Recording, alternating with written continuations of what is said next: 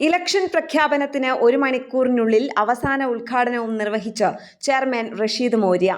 പടിയിറങ്ങും മുൻപേ താനൂർ സാംസ്കാരിക നിലയം നവീകരിക്കണമെന്നത് മനസ്സിലെ അതിയായ ആശയമായിരുന്നുവെന്ന് റഷീദ് പറയുന്നു.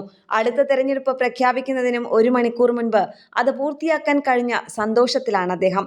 ചെയർമാൻ പദവിയിലെത്തി 17 മാസം പൂർത്തിയാക്കുന്ന സമയം ആ സ്വപ്നം സഫലമാക്കി സമൂഹത്തിന് സമർപ്പിക്കാൻ കഴിഞ്ഞിരിക്കുകയാണ്. ഒരുപാട് പേരോടാണ് നന്ദി പറയേണ്ടത്. യുദ്ധകാലാടിസ്ഥാനത്തിൽ നിർമ്മാണം പൂർത്തിയാക്കാൻ പരിശ്രമിച്ച നഗരസഭയിലെ എഞ്ചിനീയറിംഗ് വിഭാഗം, കോൺട്രാക്ടർ, കാഡ്കോ ഇലക്ട്രിക് വർക്ക് എടുത്ത കരാറുകാരൻ, മറ്റുദ്യോഗസ്ഥർ, പിന്തുണയും പ്രോത്സാഹനവും നൽകിയ സഹപ്രവർത്തകർ, അഭ്യുദയകാംക്ഷികൾ, സഹൃദയർ തുടങ്ങി എല്ലാവരോടും ഹൃദയത്തിൽ തൊട്ട് നന്ദി അറിയിക്കുകയാണ് റഷീദ് മൗര്യ.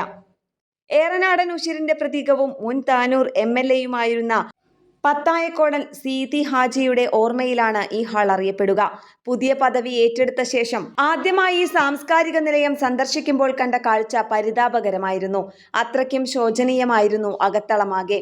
പൊടിയേൽക്കാതെ പത്രം വായിക്കാൻ പോലും കഴിയാത്ത സാഹചര്യം. അന്ന് തോന്നിയ ആശയമാണ് സാംസ്കാരിക നിലയം ആധുനിക രീതിയിൽ സമ്പൂർണ്ണമായി നവീകരിക്കണമെന്നത്. ഇപ്പോൾ ആദ്യഘട്ടം പൂർത്തിയാക്കാൻ കഴിഞ്ഞിരിക്കുന്നു.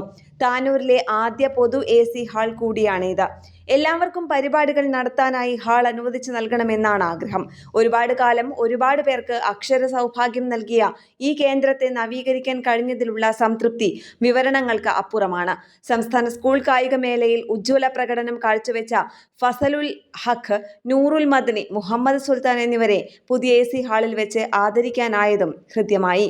1989-ൽ K. കുട്ടി അഹമ്മദ് കുട്ടി സാഹിബ് തുടക്കം കുറിച്ച സാംസ്കാരിക നിലയം അദ്ദേഹത്തിന്റെ ആഗ്രഹം പോലെ നവീകരിക്കാനായതിൽ ആകാശത്തോളം ആഹ്ലാദമുണ്ട്, ഒപ്പം നിറഞ്ഞ സംതൃപ്തിയുമെന്ന് റഷീദ് മൗര്യ പറയുന്നു.